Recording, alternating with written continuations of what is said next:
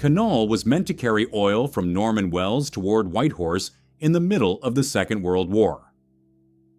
Canada's later official account says the project was completed within 22 months. It also says the road and pipeline were abandoned 11 months later. That is the kind of timing that makes a person stop. A northern oil system was forced into existence at wartime speed. Then its main corridor was declared unnecessary almost as soon as it was finished. But the pipe was never the whole task. Before oil could move south, people had to make the route that would allow a pipe to exist at all. This is not a story about a picturesque ruin. It is about the price of an emergency answer. The United States and Canada wanted fuel moving toward Whitehorse. What they got first was a vast job of survey, clearing, grading, hauling, camps, transport, equipment, and housing in a remote northern corridor. The question is not simply why the line was left behind. It is what had to be built before the line could do the job for which it had been imagined. The formal proposal came in June 1942.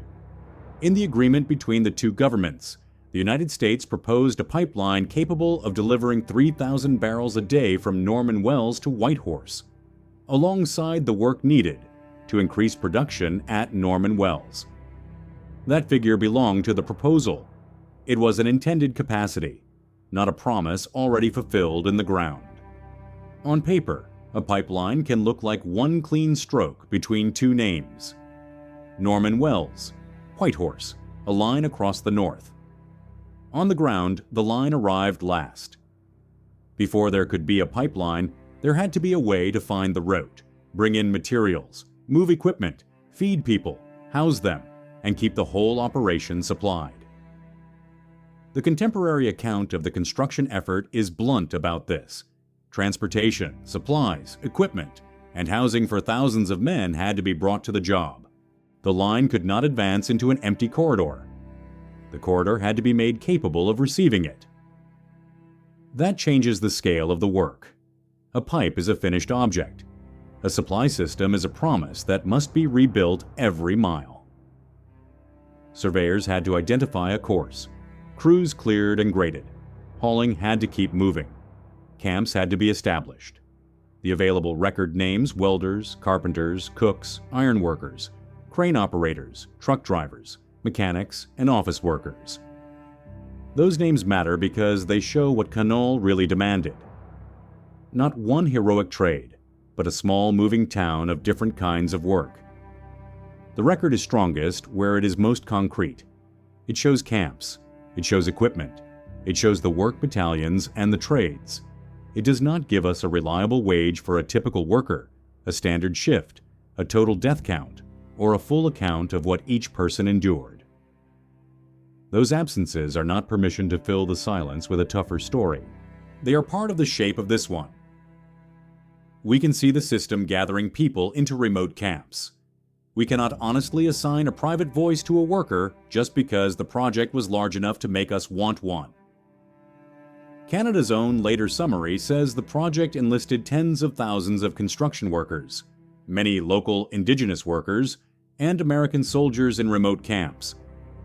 It also says the Dean played a critical part, while acknowledging that little had been written about that contribution. That is not a decorative note at the edge of the story. The pipeline route did not appear because a map was waiting to be traced. It depended on people who knew how to move through this country, and on people sent in to construct an industrial system within it. One archival caption gives us a narrow, honest view of that work. In 1942, Fred Andrew accompanied Guy H. Blanchet on a dog team reconnaissance. Another caption records a road location party with pack dogs and notes the project's reliance on Dean guides. We do not know what Andrew said that day.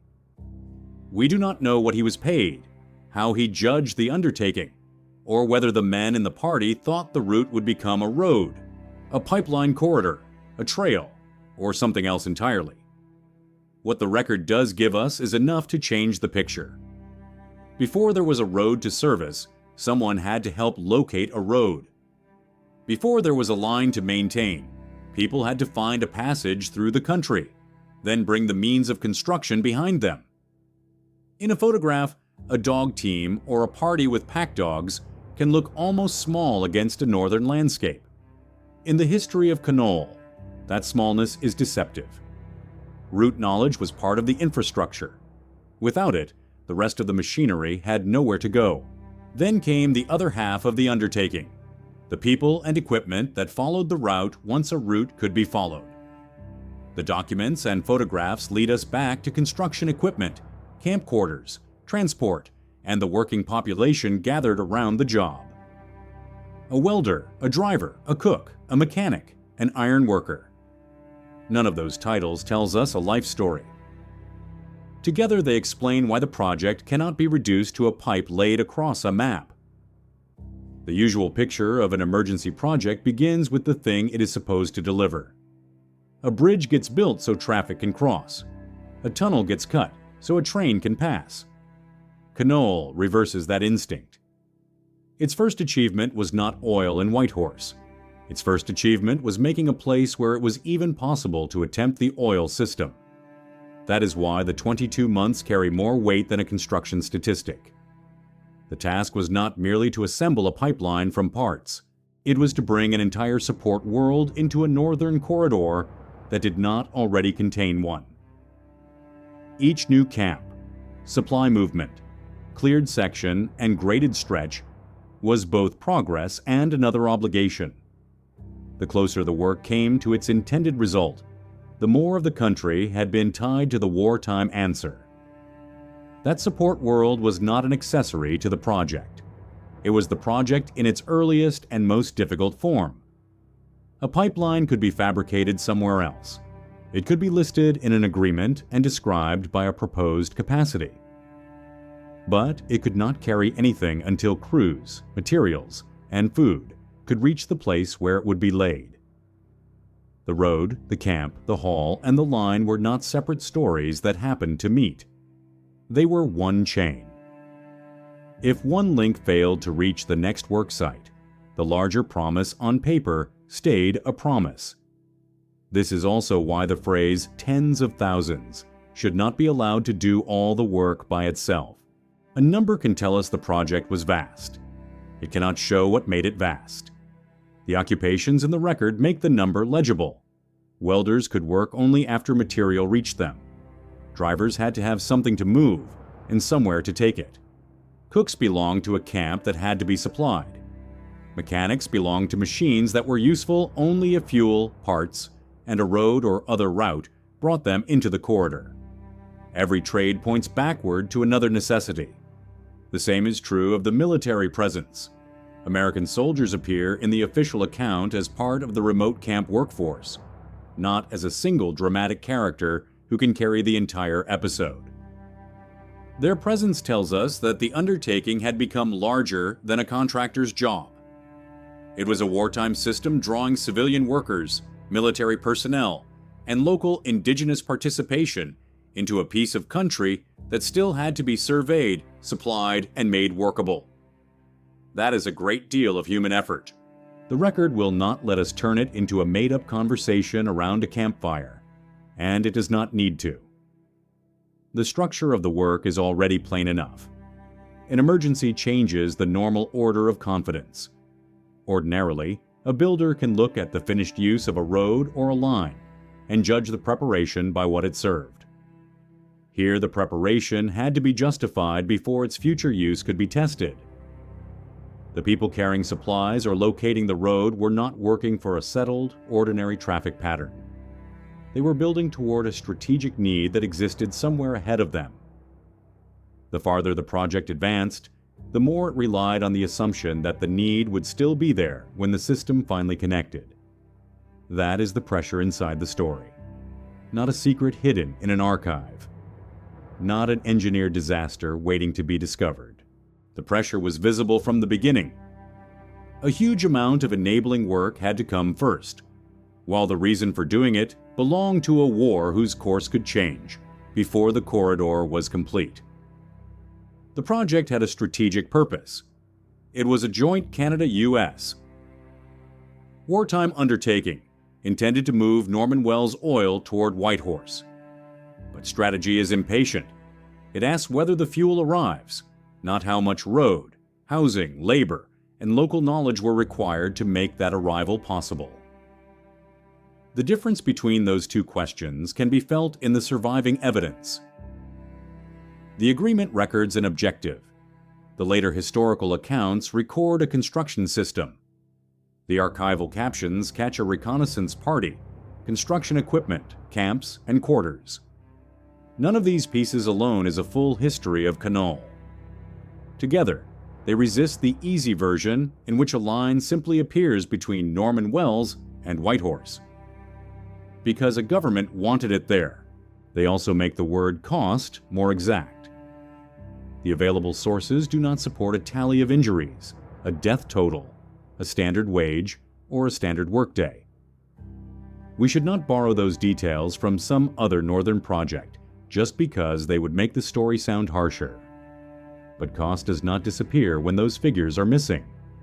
It is visible in the work that had to be performed before any oil could be delivered.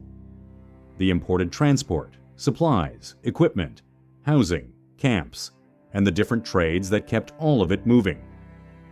There is a kind of dignity in leaving that boundary intact. Fred Andrew is not asked to stand for every Dean guide or every indigenous worker. The cook is not asked to stand for every person in camp.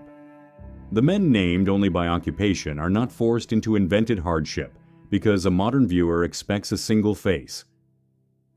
CANOL had a collective labor story. The evidence preserves it collectively.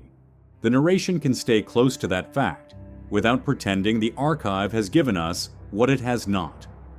In the spring of 1944, according to a U.S. Army Corps of Engineers historical account, oil from Norman Wells reached Whitehorse. That milestone matters. It proves that the story did not stop at plans, surveys, and camps. Oil reached its destination, but it also complicates the clean little clock suggested by 11 months. The same core history dates the shutdown of the Whitehorse refinery to April 1945. Those are separate events. Oil reaching Whitehorse in April 1944, and the refinery shutting down a year later. Canada's later summary describes completion within 22 months and abandonment of the road and pipeline 11 months after completion. Both accounts can be useful. They are not measuring every part of CANOL from the same starting line to the same finish line. That distinction is worth holding on to. It is tempting to turn an enormous project into a single sentence.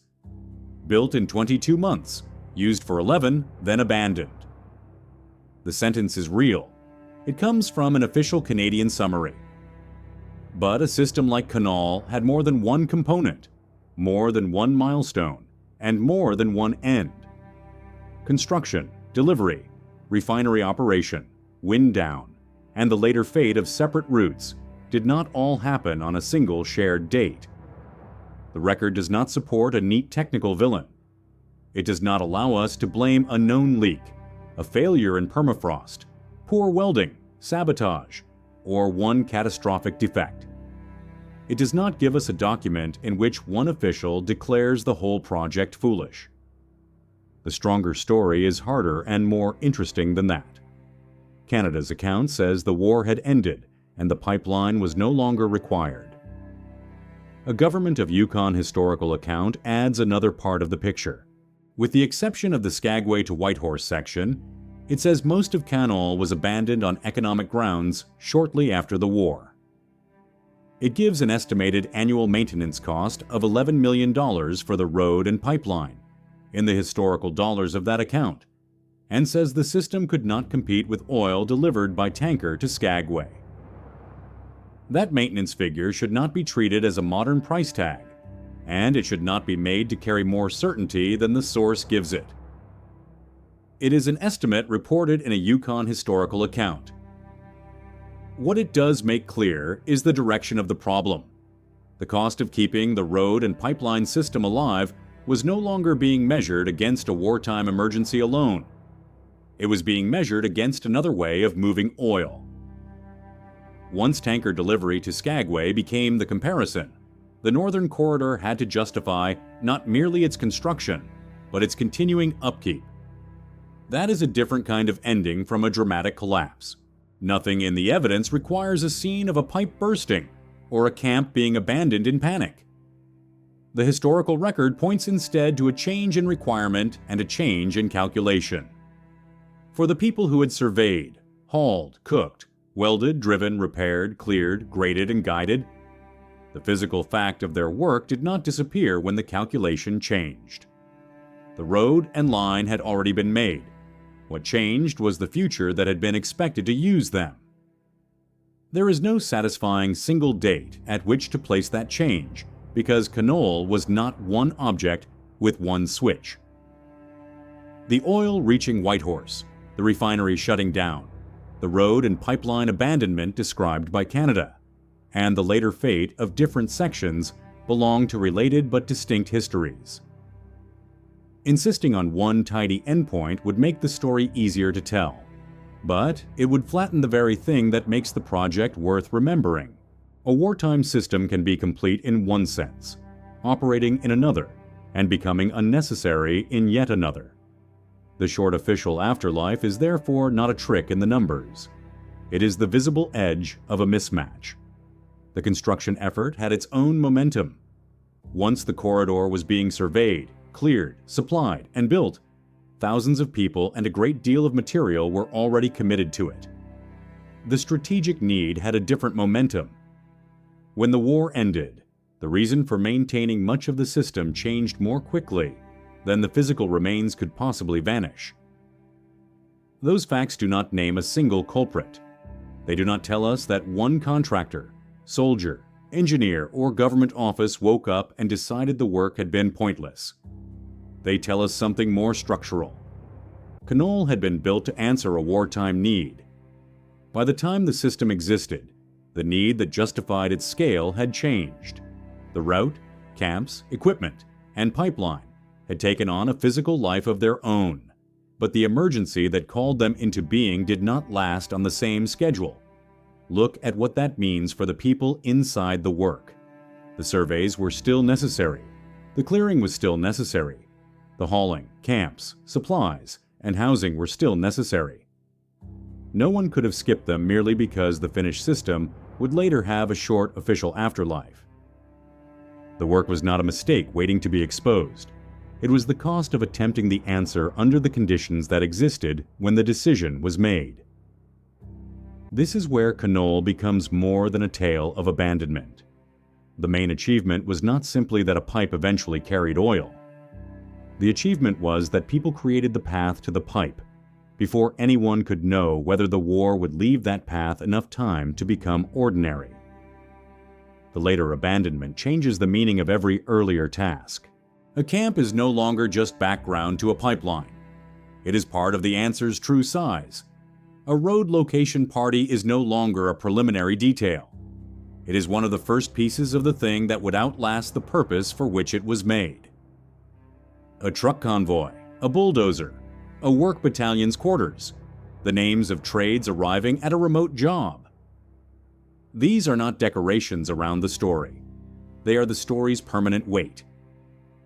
There is a temptation, especially with old infrastructure, to judge the builders by what remains in use.